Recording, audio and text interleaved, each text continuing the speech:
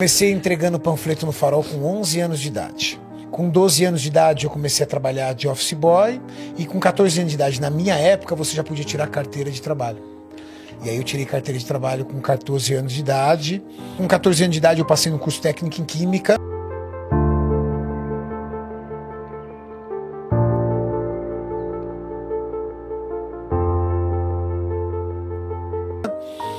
E foi com essa idade que eu comecei a trabalhar na área química. Nos mesmos 14 anos de idade eu consegui um emprego de auxiliar de laboratório. E como auxiliar de laboratório eu fui construindo a minha carreira.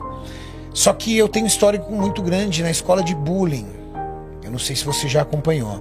Eu tenho marcas, eu tenho cicatrizes muito fortes por conta do bullying. Eu fui um garoto massacrado pelo bullying quando eu era criança, porque o bullying é destruidor.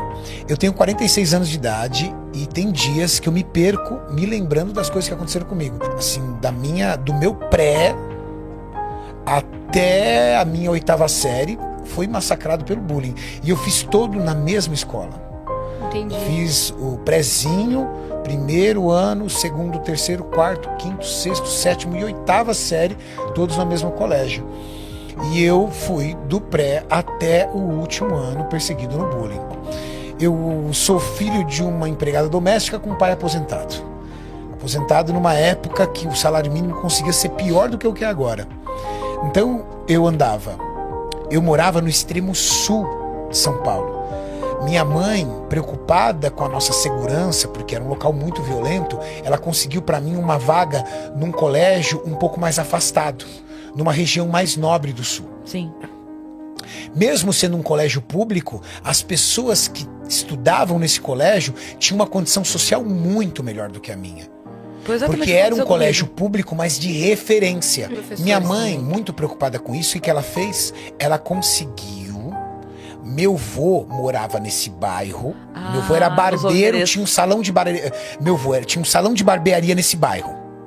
E morava nos fundos do salão de barbearia. E aí ela pegou o endereço do meu avô e me cadastrou lá para ir nesse colégio. Eu tinha que pegar ônibus para ir nesse colégio, era distante. Não era perto. Então imagina, eu morava no extremo sul de São Paulo e ela me colocou num bairro de Interlagos, próximo ao Autódromo de Interlagos, que é um bairro mais nobre. E aí eu ia de ônibus. Ela me cadastrou. Pois é, só que era o colégio, o melhor colégio da região. Então era um colégio referência. E esse colégio que eu estudei tinha pessoas de nível mais alto. Agora, eu tinha roupa rasgada, porque eu era gordinho, ralava as minhas coxas, rasgava, minha mãe não tinha dinheiro pra comprar. Então eu andava com roupa rasgada, tênis, aquela época, tava na época do New Balance, era o tênis da moda, eu usava Conga, camiseta da escola, tinha que usar uniforme. Os meninos tinham camisetas a dar com pau, minha mãe comprava 2, 3, então lavava, usava, então era a gola aqui, esgarçada, amarelada, gordinho, sem condição nenhuma, não tinha dinheiro para lanche da escola, então pegava a fila da merenda. Até isso você era uma piada. Sim. Você sentar, pegar a fila da merenda, pegar arroz, frango, essas coisas que tinha na merenda. Naquele colégio era piada.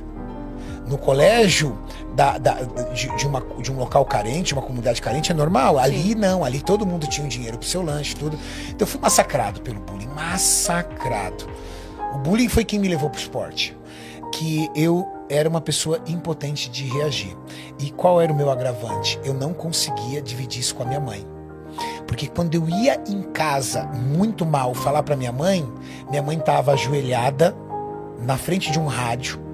Na época, eu nem sei se ele é vivo ainda, eu acho que ele faleceu, um radialista chamado Paulo Barbosa.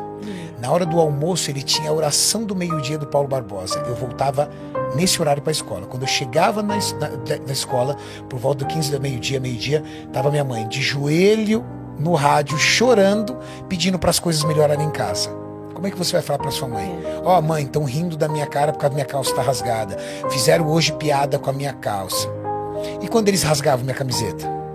Catava a gola, rasga a camiseta. Falava que enganchou em algum lugar. Eu não contava. Minha mãe foi saber do histórico de bullying uma vez que eu cheguei todo machucado em casa.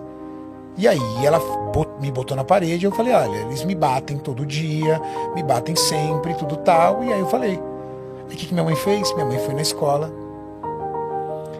quebrou o pau com a diretora chamou a professora, quebrou o pau. O que a professora fez? Chegou no meio da sala de aula e deu aquele show em todo mundo. Olha, a mãe do Renato veio aqui, falou isso, eu quero saber isso. Você, garoto, fez isso, aquilo, outro. O que aconteceu comigo? Dobrou. Piorou. Aí acabou.